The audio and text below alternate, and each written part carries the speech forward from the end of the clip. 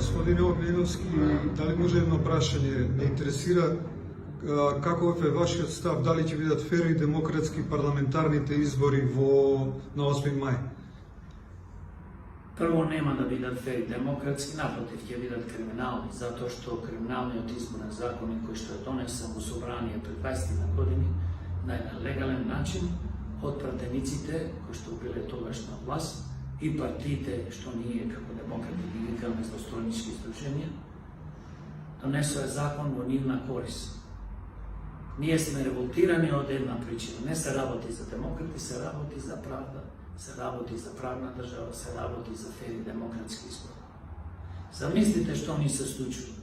Покрај тоа што има многу неправилности во овој закони, овие денови кога одем по овие јавни институции да разговарам за финансиските средства, колку нас како партија што учествуваме на овие избори ни се следува, тие кажаа дека околу 3.600.000 евра се доделени од народниот буџет за овие избори, од кои 97% партиите што имале своји пратеници ги добиваат, а ние кои што учествуваме на изборите и немавме своји пратеници добиваме 3%.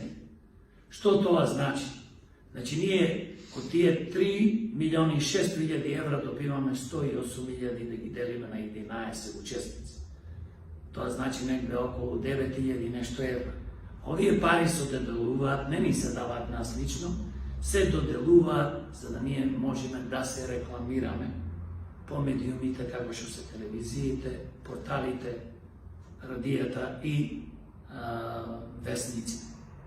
Значи, ние добиваме точно пари за да не можеме да се рекламираме или да направиме по 5 секунди видео од кој додека трае кампањата тие 18 дена, да можеме на една или две телевизии да се изрекламираме точно едно 5-6 дена по 5 пати 5 секунди.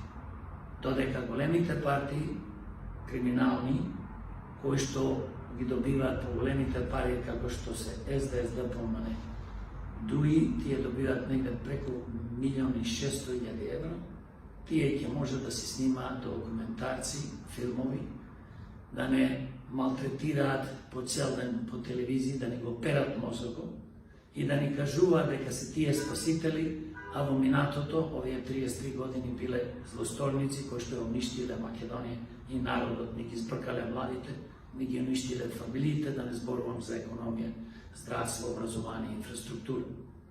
Затоа ги повикувам граѓаните да размислат многу за кого ќе гласаат на овие избори. Имаат избор да гласаат за криминалци, кои што пустош правеа во Македонија во последните 30 години, или да гласаат за честни луѓе како што се демократи. Изборот, почитувани граѓани и гласачи, е ваш. Но сакам едно да кажам дека демократи повеќе години се борат да се промени овој криминален изборен закони, да имаме закони фер и демократски, со една изборна единица, отворени листи, без праг, под еднаква распределба на финансиските средства, ако веќе се добиваат, се делат од народниот буџет за сите учесници, под еднаква распределба на време траење по медиумите, а исто така да се постават камери на 3.480 избирачки места, колку што имаме во Македонија, да можеме да ги спречиме овие криминални избори. Све може да се промени, ако не се спречат криминалните избори, ние секогаш ќе имаме криминалци на власт. Благодарам за вниманието, благодарам што дојдовте и да ја снимиме ова пресконференција. И ние ви благодариме, шокирани сме од овие факти што ги слушнавме.